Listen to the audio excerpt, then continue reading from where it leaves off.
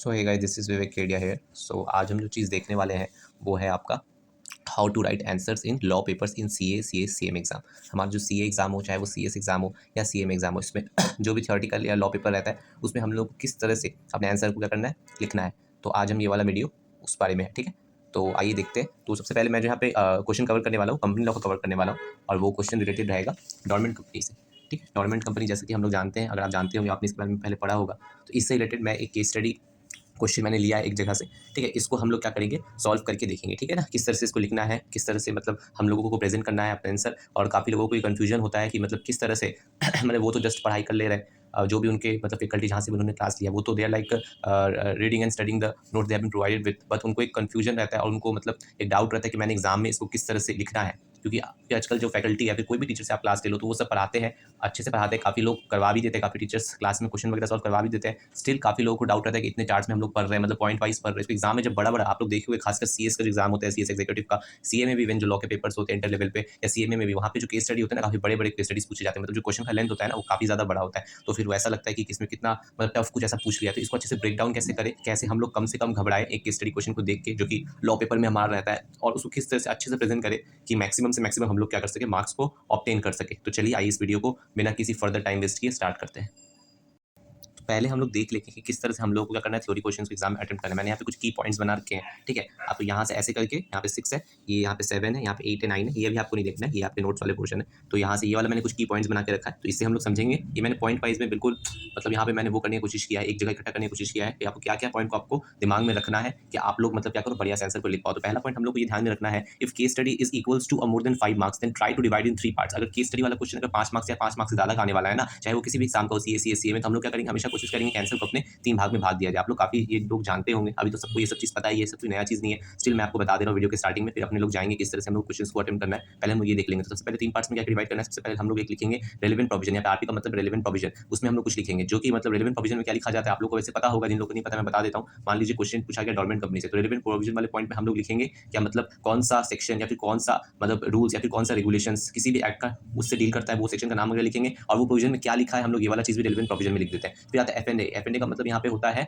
आपका facts and analysis. ये कुछ नहीं होता, ये एक्चुअली में जो क्वेश्चन होता है ना, क्वेश्चन में जो पॉइंट्स या फिर जो फैक्ट्स लिखे हुए होते हैं, उसका जो की पॉइंट्स है वो हम लोग को निकाल निकाल के क्वेश्चन से कॉपी करके लिखना पड़ता है। बेसिकली कि क्वेश्चन क्या चीज लिखा हुआ है, क्वेश्चन से ये वाला निकल जाता है, आपको बनाना नहीं पड़ता। ये तो आपको याद होना चाहिए, रिलेवेंट प्रोविजन। फैक्ट्स एनालिसिस आपको क्वेश्चन में ही मिल जाता है, उसमें से आपको कुछ कुछ की पॉइंट्स निकाल के जो क्वेश्चन में पूछा जा रहा है, क्वेश्चन के जो तथ्य है, जो उसमें स्टोरी लिखा हुआ है, उसके जो तथ्य है, वो आपको थोड़ा बहुत पॉइंट्स में लिखना होता है। ठीक है ना। अच्छा, कंक्लूजन जो होता है, लास्ट पोर्शन होता है, वो हम लोग को क्या होता है, आपको जो आंसर है फाइनल, वो बेसिकली कंफ्यूजन है। मैं इसको ज्यादा कंफ्यूज नहीं करना चाहूंगा, तो ये आप लोग 3 में लिखोगे। लेकिन अगर आप आखिरी के क्वेश्चन अटेम्प्ट कर रहे हो तो ऑब्वियसली आपके पास टाइम नहीं होगा कि आप 3-3 इस तरह से लिख पाओ। तो आपको वहाँ पे क्या करना है ना, मान लो आपका टाइम खत्म हो रहा है, आपका पेपर लास्ट की तरफ जा रहा है, क्योंकि आप जैसे जानते हो कि सीएस एग्जीक्यूटिव जो कंपनी लॉ पेपर होता है ना, वहाँ पे बिल्कुल 100 मार्क्स आप समझ लो ऑलमोस्ट केस स्टडी ही पूछ लेते हैं, फिर 90 जैसा तो केस स्टडी पूछ ही लेते हैं। तो उस मतलब केसेस में मतलब बिल्कुल भी फिजिबल नहीं है कि कोई भी इंसान, लड़का हो या लड़की हो, कि उसको 3 भाग में भाग सके। तो हम लोग उस समय क्या करेंगे, स्ट्रेटजी लगाएंगे कि हम लोग 2 भाग में भागेंगे, सिविल रेलेवेंट प्रोविजन और कंक्लूजन। फैक्ट्स एंड एनालिसिस जैसे मैंने बोला, क्वेश्चन से उठाया हुआ कुछ पॉइंट्स होता है, तथ्य होता है, वो जरूरी नहीं रह जाता है जब आपके पास क्या हो, टाइम की कमी ना हो। बट अगर आप पेपर स्टार्ट कर रहे हो लिखना और 5 मार्क्स से ज्यादा का या फिर 5 मार्क्स का क्वेश्चन है, तो हम लोग कोशिश करते हैं कि 3 में लिखा जाए टू स्कोर गुड मार्क्स। ठीक है ना। अगर केस स्टडी 5 मार्क्स से कम का है, तो आपको बिल्कुल भी फैक्ट्स एंड एनालिसिस में टाइम अपना वेस्ट नहीं करना है, सीधा आप रेलेवेंट प्रोविजन लिखना है और कंक्लूजन लिख के आंसर को समाप्त कर देना है। ठीक है ना। फिर हम लोग अगला चौथा पॉइंट देख लेते हैं। चौथा चीज हम लोग को क्या अच्छे से ध्यान रखना है, वो कि ये है always underline crucial things which you think paper checker will shell notice. ठीक है ना। हम लोग आप ये भी ऑब्वियसली ये भी सब लोग जानते ही हैं, इसमें कुछ नया सच है नहीं, तो भी मैं आपको बता दे रहा हूँ क्या मतलब हम लोग को जो क्रूशियल थिंग्स होता है ना, उसको क्या करते चलना है, अंडरलाइन करते हुए चलना है। क्रूशियल थिंग्स एग्जांपल अगर आप पूछोगे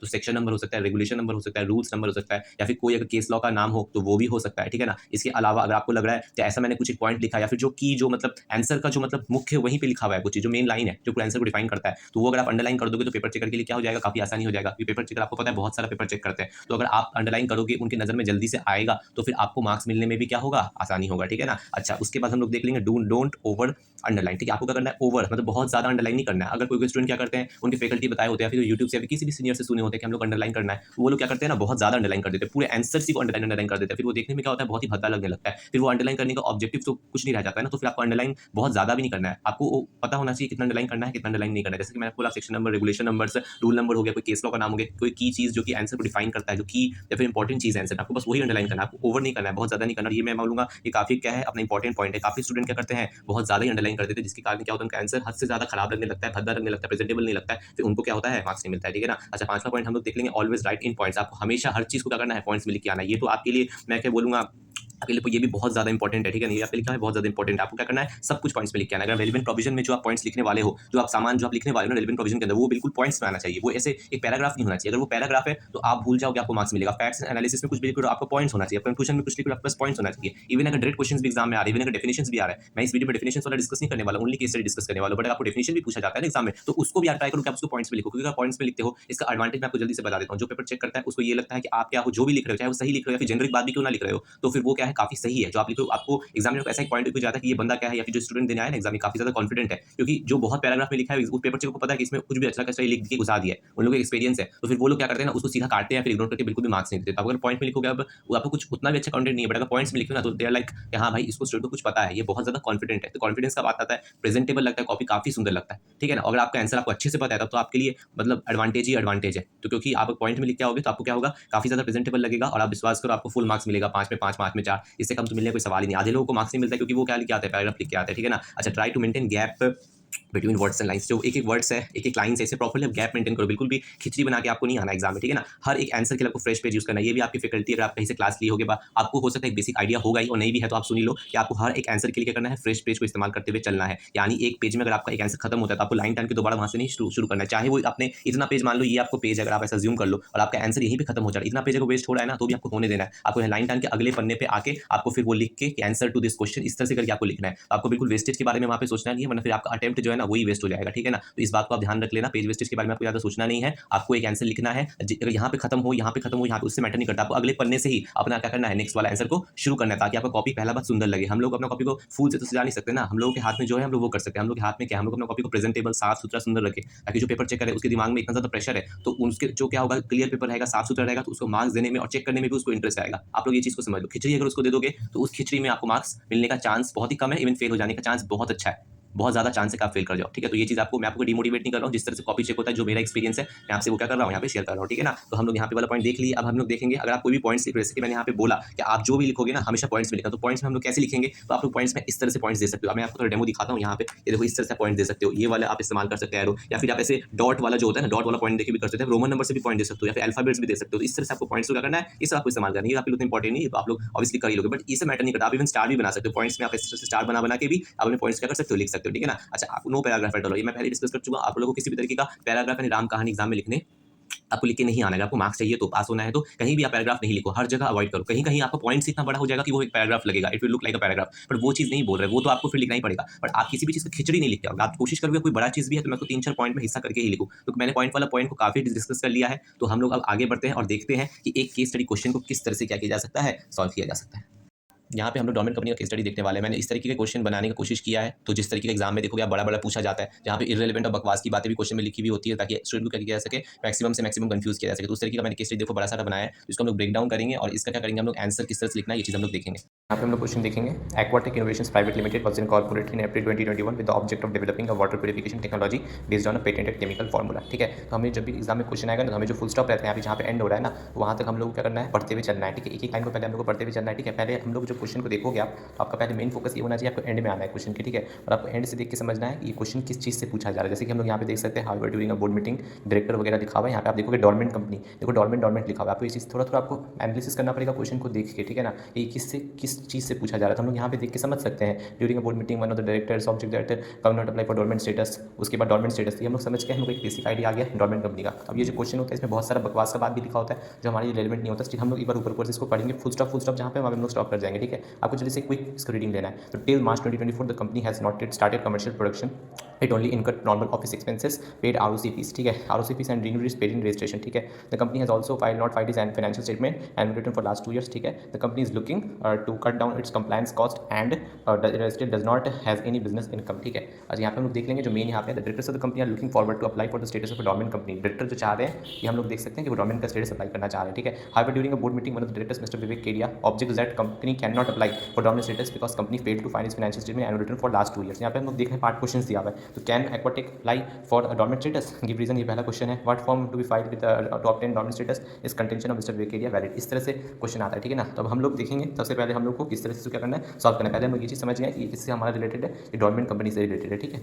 तो इस तरह के क्वेश्चन आएगा। आप देखिए डोमेन कंपनी का सबसे पहले, जैसे कि मैंने आपको बताया, वो सबसे पहले जो एग्जाम का जो पेपर रहेगा ना, वो कुछ मैंने तो ड्राइंग कॉपी का इस्तेमाल किया, लेकिन आपको कुछ सीधा टाइप का पेपर मिलेगा। तो आपको सबसे पहले ऊपर में आपको ये लिखना है सोल्यूशन टू क्वेश्चन नंबर 1 या फिर आंसर टू क्वेश्चन नंबर 1, ठीक है। ये दोनों में से आप कुछ भी लिख सकते हो। अगर उसमें बहुत सारा सम्स या फिर कोई न्यूमेरिकल है ना क्वेश्चन में, तो आपको फिर सोल्यूशन लिखना है या तो फिर आपको आंसर लिखना है। आपको इस तरह से पहले ऊपर में हेडिंग देके क्लाइंट आना है। उसके बाद आपको क्या करना है, अपना रिलेवेंट प्रोविजन लिखना है, ठीक है ना। तो रिलेवेंट प्रोविजन में हम लोग अपने, जैसे कि मैंने आपको बताया, पॉइंट्स में इस तरह से लिख सकते हो, ठीक है ना। आपको देखिए पॉइंट पे लिखना है। आपने समझिए डोमेन कंपनी का, तो पहले आप क्वेश्चन में इतना फोकस नहीं करोगे, आप बस प्रोविजन लिखोगे। आप डोमेन कंपनी के बारे में क्या क्या जानते हो वो आप पॉइंट वाइज यहाँ पे क्या करोगे, लिख दोगे। क्वेश्चन लिखने का मैं आपको स्ट्रेटजी बता रहा हूँ। मैं अगर मेरी स्ट्रेटजी से आप चलोगे तो आपका जो क्वेश्चन है यहाँ पे क्या हो जाएगा, आराम से क्या हो जाएगा, यहाँ पे सॉल्व हो जाएगा, ठीक है ना। हम ये समझ चुके हैं डोमेन कंपनी से रिलेटेड है। तो यहाँ पे हम लोग क्या करेंगे, सीधा सीधी हम लोग डोमेन कंपनी का जो भी हम लोग को पता है वो हम लोग बाई पॉइंट लिख देंगे। सबसे पहला पॉइंट है यहाँ पे section 440-55 of the companies act 2013 district domain company, हम लोग जानते हैं। तो मैंने एक पॉइंट यहाँ पे डोमेन कंपनी के बारे में रिलेवेंट प्रोविजन में ये लिख दिया, ठीक है। ये हर चीज़ का आपको मार्क्स मिलेगा। हम लोग देखते हुए चलेंगे आगे कि किस तरह से सॉल्यूशन होगा। अब हम लोग फर्दर देखेंगे, further companies miscellaneous rules 2014 also govern domain company. और ये जो रूल होता है ना, कंपनीज मिसलेनियस रूल्स 2014, ये भी क्या करता है, डोमेन कंपनी को करता है, गवर्न करता है, ठीक है ना। अब हम लोग देखेंगे as per the contents of the above mention provision a company can apply for domain status if, अगर हम लोग देख सकते हैं ये सब जो प्रोविजन है ना। आप देखो मुझे एक्जैक्टली पता नहीं है कि सेक्शन नंबर इसमें क्या एक्जैक्टली वर्ड लिखा हुआ है, फिर किस टर्म्स को इस्तेमाल किया गया, इसलिए स्मार्टनेस को दिखाते हुए मैंने यहाँ पे लिख दिया कि ये सेक्शन डील करता है और ये रूल डील करता है। अब मैंने यहाँ पे लिख दिया as per the contents of the above mention provision, मतलब इस प्रोविजन में कुछ ऐसा ही लिखा हुआ है कि एक कंपनी अप्लाई कर सकता है डोमेन स्टेटस के लिए। अगर आप डोमेन कंपनी पढ़े होगे तो आपको पता होगा क्या क्या कंडीशंस होता है। सबसे पहला बात, जो कंपनी है ना वो फ्यूचर पर्पस के लिए फॉर्म होता है, ठीक है ना। और होल्ड एन एसेट, एक एसेट को होल्ड करने के लिए फॉर्म किया जाता है। उसके बाद such company is not carrying on any business, वो कंपनी फिलहाल कोई बिजनेस नहीं करता, वो फ्यूचर में बिजनेस करने वाला होता है। स्टिल वो क्या हो चुका है, अपने आप को कंपनी की तरह रजिस्टर करवा सकता है, करवा लिया है, तो वो अब डोमेन बनना चाहता है, ठीक है ना। हम लोग इतना जानते हैं। उसके company has not significant accounting transaction, company का कोई सिग्निफिकेंट अकाउंटिंग ट्रांजेक्शन नहीं होना चाहिए। इसके अलावा company has not filed financial statement या annual return with ROC for consecutive two financial year. तो ये चार हम लोग जानते हैं, हम लोग का कंडीशन होता है। तो मैंने यहाँ पे सिंपली लिख दिया। चौथा पॉइंट हम लोग का रहेगा, जैसे कि मैंने यहाँ समझाया सिग्निफिकेंट अकाउंटिंग ट्रांजेक्शन, तो अब हम लोग को समझाना पड़ेगा ना सिग्निफिकेंट अकाउंटिंग ट्रांजेक्शन क्या होता है, ठीक है। तो हम लोग यहाँ पे समझा दिए। पेमेंट ऑफ फीस, कोई significant accounting transaction means any transaction other, सारा जो अकाउंटिंग ट्रांजेक्शन होता है सारा ट्रांजेक्शन ही सिग्निफिकेंट माना जाता है एक्सेप्ट ये चार। अगर आप पढ़ोगे तो आपको पता होगा, ठीक है ना। ये तो payment of fees to ROC, ROC को जो हम लोग फीस देते हैं ये सिग्निफिकेंट नहीं है। Payment made to fulfil any requirement under any law, किसी भी लॉ के तहत अगर कोई भी हम लोग को फीस देना पड़ रहा है, किसी तरीके का रिन्यूअल चार्जेस देना पड़ रहा है, तो वो भी हम लोग का सिग्निफिकेंट अकाउंटिंग ट्रांजेक्शन नहीं माना जाता, ठीक है ना। अगर हम अलॉटमेंट ऑफ शेयर कर रहे हैं तो भी वो नहीं माना जाता significant accounting transaction. Payment for maintenance of office and record, हम ऑफिस का रिकॉर्ड को कोई भाड़ा दे रहे हैं, फिर किसी भी तरीके के एक्सपेंसेस दे रहे हैं, तो वो भी मेरा क्या है, सिग्निफिकेंट अकाउंटिंग ट्रांजेक्शन नहीं होता है, ठीक है ना। ये हम लोग को पता चलेगा। और भी हम लोग को क्या पता है डोमेन कंपनी के बारे में, हम लोग को ये पता है कि जब हम लोग को डोमेन का स्टेटस को अप्लाई करना होता है तो हम लोग को MSc 1 क्या करना पड़ता है, फॉर्म भरना पड़ता है। ये बेसिक हम लोग को पता है, तो हम लोग ये रिलेवेंट प्रोविजन में लिख दिए, ठीक है ना। अब हम लोग देखते हैं हम लोग कैसे आगे लिखते हैं फैक्ट्स एंड एनालिसिस, ठीक है ना। हमने जैसे कि आपको बताया, आपको 3 भाग में भागना है। फैक्ट्स एंड एनालिसिस अब हम लोग लिखेंगे, ठीक है ना। फैक्ट्स एंड एनालिसिस अब हम लोग लिखेंगे। फैक्ट्स एंड एनालिसिस आपको क्या करना है, क्वेश्चन से उठाना है, ठीक है ना। अब आप क्वेश्चन को ध्यान से पढ़ोगे, ठीक है। ये फैक्ट्स एंड एनालिसिस मैं आपको पहले बोल चुका हूँ, अगर बस टाइम रहेगा तो आप लिखोगे, वरना आप इसको अवॉइड कर दोगे। तो देखो यहाँ पे एक्वाटेक इनोवेशन प्राइवेट लिमिटेड, मैं आपको इसको इससे लिंक करके दिखा रहा हूँ। पहले आपने लिखा रिलेवेंट प्रोविजन के बारे में, अब मैं आपको लिंक करके दिखा रहा हूँ। देखो एक्वाटेक इनोवेशन जो है ना वो क्या है, देखिए आप इनकॉर्पोरेटेड हुआ है इतने में, लेकिन इसका ऑब्जेक्ट है एक तरीके का फ्यूचर ऑब्जेक्ट है कि वो क्या करना चाहता है, एक वाटर प्यूरिफिकेशन टेक्नोलॉजी को ये करना चाहता है, ठीक है। विद ऑब्जेक्ट ऑफ डेवलप करना चाहता है एक वाटर, पानी को साफ करने का ऐसा टेक्नोलॉजी जो कि पेटेंटेड केमिकल फार्मूला है, ठीक है। पेटेंटेड केमिकल फार्मूला यानी इसके पास एक IP है, इंटेलेक्चुअल प्रॉपर्टी है। देखो यहाँ पे पॉइंट है वाला, form for future purpose hold N IP, यानी हम लोग को थोड़ा हिंट आ गया कि ये क्या कर सकते हैं, डोमेन बन सकता है, ठीक है। फर्दर हम थोड़ा और पढ़ लेंगे तो ये वाला पॉइंट हम लोग का एक फैक्ट्स एंड एनालिसिस में एक पॉइंट बन जाएगा, ठीक है। आप देखो यहाँ पे फैक्ट्स एंड एनालिसिस में वाला एक तो पॉइंट हम लोग लिख दिए ना, Aquatech was incorporated with objective, ये हमारा एक फैक्ट है, हमारे क्वेश्चन से जो हम लोग चुरा लिए, मतलब लिख लिए, ठीक है ना। उसके बाद क्या है, till March 2024 the company has not yet started commercial production, ये भी इंपॉर्टेंट पॉइंट है क्योंकि हम लोग यहाँ देखें ना, यहाँ पे क्या लिखा हुआ है, such company is not carrying on any business. हम लोग जानते हैं रेलेवेंट प्रोविजन में हम लोग अगर आप पढ़े होगे किसी से भी तो आप यही वाला पढ़े होगे, पूरा ये सब भी पढ़े होगे, ठीक है ना। तो कंपनी का अगर यहाँ पे देख सकते हैं कोई भी बिजनेस नहीं करता, हम लोग थोड़ा और लिंक हो गया, ठीक है ना। और आगे क्या लिखा हुआ है, it is only incurred normal office expenses, ROC का फीस दिया है और रिन्यू किया है अपना पेटेंट रजिस्ट्रेशन, ठीक है। तो हम लोग यहाँ पे देख सकते हैं यानी कि कंपनी किसी भी तरीके का सिग्निफिकेंट अकाउंटिंग ट्रांजेक्शन